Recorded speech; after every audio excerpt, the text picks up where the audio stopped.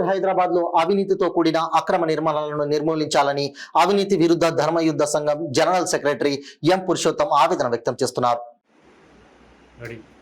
అందరికీ నమస్కారం. హైదరాబాద్ ప్రజలందరికీ నమస్కారం.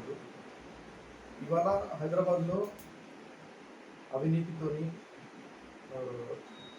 ఈ అక్రమ నిర్మాణాల మీద మేము చాలా దృష్టి సాధించాము. సో ఇవాళ మేము ఒక society for crusade against corruption అని చెప్పేసి ఒక సొసైటీని ఫామ్ చేసాము. అది మొదట ఈ సొసైటీ మీద మేము అక్రమ నిర్మాణాల మీద చాలా దృష్టి సాధించాము. ఈ అక్రమ నిర్మాణాల మూలంగా ఏం జరుగుతుందంటే హైదరాబాద్లో చాలామంది ఇబ్బందులలో ప్రతి గలీలలో, ప్రతి వాడల్లో, ప్రతి బస్తీల్లో, ప్రతి కాలనీలలో హైదరాబాద్ మొత్తం హైదరాబాద్, సికింద్రాబాద్, గ్రేటర్ హైదరాబాద్, కర్నూలు, రంగారెడ్డి డిస్టిక్ కూడా ఈ అక్రమ నిర్మాణం అనేది చాలా వ్యాపించింది. ఈ అక్రమంగా కట్టడం వల్ల మనం ఎన్నో ఇబ్బందులను ఎదుర్కోవాల్సి వస్తుంది. భవిష్యత్తులో కూడా మనం చాలా కూడా ఇబ్బందులను ఎదుర్కోవాల్సి వస్తుంది. కాబట్టి ప్రభుత్వము దీనిపైన సరైన దృష్టి చూపిస్తలేదన్న భావన వాళ్ళగా ఉంది. సో కాబట్టి ఈ అక్రమ నిర్మాణాలని కంట్రోల్ చేయాలి. ఈ అక్రమ నిర్మాణాలని ఒక అదుపులోకి తీసుకురావాలి. చేసే వాళ్ళకు కూడా ఒక బాధ్యత కావాలి. దాని మీద డ్యూటీ చేసే వాళ్ళకు కూడా ఒక బాధ్యత వహించాలి అన్న ఆలోచనతో మేము ఈరోజు ఈ ప్రజల దృష్టికి తీసుకురావడం జరుగుతుంది. సో దీనికోసము society for crusade against corruption అంటే అవినీతి నిర్మూలన ధర్మయుద్ధ సంఘం అని చెప్పేసి మేము దీన్ని తయారేసాము. దానికి నేను జనరల్ సెక్రటరీ ఉన్నా. సో ఈరోజు ఈ అక్రమ నిర్మాణాల మీద పోరాడుతున్నాము. యాక్చువల్గా దీన్ని కంట్రోల్ చేయడానికి, దీన్ని అదుపులో పెట్టడానికి అట్లీస్ట్ మా ప్రయత్నం మేము చేస్తున్నాం. సో దీంట్లో ఏం జరుగుతుందంటే అక్రమ నిర్మాణం చేసేటోళ్ళు చేస్తున్నారు. వాళ్ళు అభద్రతగా ముందు జాగ్రత్త లేకుండా, ముందు చూపు లేకుండా చేస్తున్నారని చెప్పేసి మాకు ఆలోచన. దీంతో జరుగుతుంది ఏంటంటే ప్రభుత్వానికి మొదట ఆదాయం పోతుంది. దాని తర్వాత ఈ రెండోది ఏంటంటే ఈ చుట్టుముట్టు ఉండే ఈ యొక్క వాతావరణం అంతా కూడా కాలుష్యానికి మారుతుంది. పాపులేషన్ డెవలప్మెంట్ అవుతుంది. దాని తర్వాత దాని మూలంగా ఈ ట్రాఫిక్ ఇష్యూస్ బాగా రేజ్ అవుతుంది. ఇప్పటికే మనము ట్రాఫిక్తోని, పాపులేషన్తోని, పొల్యూషన్తోని వీటన్నిటితో మనం చాలా ఇబ్బందులకు వెళ్ళిపోతుంది. ఇప్పటికీ పూర్వము ఒక 15 సంవత్సరాల కింద ఉన్న హైదరాబాద్కి ఈరోజు డేట్కి పోల్చుకుంటే ఈరోజు చాలా డిఫరెన్స్ ఉంది. సో అప్పట్లో G+2 పర్మిషన్ తీసుకొని ఎక్కువ ఒక పెంట్ హౌస్ కట్టుకోవడం కానీ, లేకపోతే దానిపైన ఒక అంతస్తు కానీ వేసుకొని సరిపెట్టుకునేటోళ్ళు. ఈరోజు G+2 పర్మిషన్ లాంటివి తీసుకొని చాలామంది 5 అంతస్తులకు, 6 అంతస్తులకు భవనాలు కడుతుంది. కొందరు 2-3 పర్మిషన్లు తీసుకొని వాటిని కూడా కలిపేసి కూడా ఈరోజు అక్రమ నిర్మాణాలు చేస్తారు. దాన్ని ప్రభుత్వము చూసి చూడనట్టు, ప్రభుత్వ ఉద్యోగస్తులు కూడా చూసి చూడనట్టు అటు పక్కకెళ్ళి తప్పించుకొని పోతురు. అది అవినీతి పరంగా వాళ్ళు అట్లా వెళ్తురా, లేకపోతే వాళ్ళకి శాతగాంతనమా అనేది మాకు తెలియదు. కంప్లైంట్ ఇచ్చే వాళ్ళు కంప్లైంట్ ఇస్తున్నారు కానీ వీళ్ళు అధికారులు పట్టించుకోగలుగుతారు.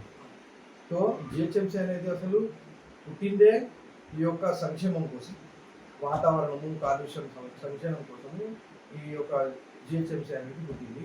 కానీ ఈ GHMC ఈరోజు అనుకున్నట్టు పనిచేయట్లేదు. సో ఇప్పుడు అక్రమ నిర్మాణాలు మొదలుపెట్టి వాళ్ళకి ఈరోజు కొత్త ప్రిన్సిపల్స్, వాళ్ళ కొత్త తువ్వలు ప్రిన్సిపల్ వాళ్ళు చూపిస్తున్నారో తెలియదు, లేకపోతే వాళ్ళందరూ వాళ్ళే బాగా హుషారవుతారు అనేది తెలియదు. కానీ ఈరోజు మున్సిపల్ ఆఫీస్లో వాళ్ళు ఒక అక్రమ నిర్మాణం మీద ఎవరన్నా కంప్లైంట్ చేస్తే ఆ కంప్లైంట్ని వాళ్ళు తీసుకొని ఆ కంప్లైంట్ పైన ఒక నోటీస్ ఇష్యూ చేస్తుంది, షోకాస్ నోటీస్.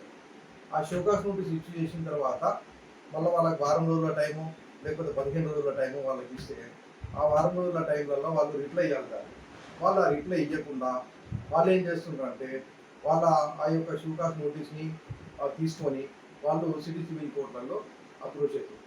ఆ సిటీ సివిల్ కోర్టులలో కోర్టు వన్ సైడే మీకు ఆర్డర్స్ ఒకటేసారి ఇష్యూ చేయదు. కాబట్టి అవతల పార్టీకి కూడా, అవతల పార్టీ అంటే వాళ్ళు GHMCని పార్టీ చేస్తారు కాబట్టి ఆ GHMC పార్టీని కూడా రెస్పాండెంట్గా పెట్టి వాళ్ళని కూడా వచ్చి రెస్పాండెంట్గా రిప్లై ఇవ్వమని చెప్పేసి వాళ్ళని మనం ఆర్డర్స్ ఇష్యూ చేస్తున్నాం. సో ఆ రిప్లై ఇవ్వమని చెప్పేసి ఆర్డర్ చేస్తే మున్సిపాలిటీ డిపార్ట్మెంట్ వాళ్ళు దానికి రిప్లై ఇవ్వకపోవడం వల్ల అప్పుడు కోర్టు ఏం చేస్తుందంటే వాళ్ళకు ఒక స్టడీస్కోనో లేకపోతే ఒక ఇంట్రీమ్ స్టే ఆర్డర్ వాళ్ళకి ఇస్తుంది. ఆ ఆర్డర్ తీసుకొని ఆర్డర్ని అడ్డం పెట్టుకొని ఈ అక్రమ నిర్మాణస్తులు ఈ అక్రమ నిర్మాణాన్ని పూర్తి చేయడానికి ప్రయాసం చేస్తుంది. సో ఈ రకంగా జరిగితే ఒక ఆర్డర్ కాపీ, ఒక చిన్న ఆర్డర్ కాపీ, ఇంప్లిమ్ ఆర్డర్ కాపీ తీసుకొని ఈ అక్రమ నిర్మాణస్తులు కట్టుకుంటే ఎంత ఇబ్బందులకు గురవుతుంది మనకి రేపు పొద్దున అనేది వాళ్ళకి తెలుస్తలేదు. దీన్ని కాపాడాల్సిన బాధ్యత గల యొక్క ఆఫీసర్లు కూడా అసలు ఆ స్టే ఆర్డర్ని ఎట్లా వెకేట్ చేయాలనే దాని గురించి వీళ్ళు మళ్ళీ ఏ రకంగా పనిచేస్తారో తెలియదు, కానీ అది వెకేట్ చేపారు.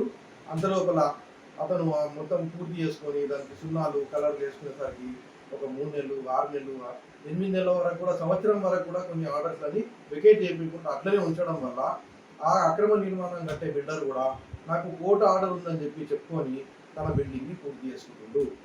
దీంతో ఒక ప్రభుత్వ ఆదాయం దెబ్బతింటుంది మొదట. రెండవది ఇక్కడ అభద్రత ఉంటుంది మనకి. ఓకే, జనాలకు ప్రాబ్లమ్స్ అవుతున్నాయి బాగా. ఈ ట్రాఫిక్, పాపులేషన్, పొల్యూషన్ ఇష్యూస్ బాగా జరుగుతుంది. శానిటేషన్ ప్రాబ్లమ్స్ కూడా చాలా వస్తున్నాయి. ఈ రోజు మొత్తం మనం చూసుకుంటున్నాం, కానీ రేపు భవిష్యత్ అనేది మనం ఆలోచించలేదు. సో అందుకని ఇట్లాంటివన్నిటిని కూడా మీరు నిలిపివేయాలి.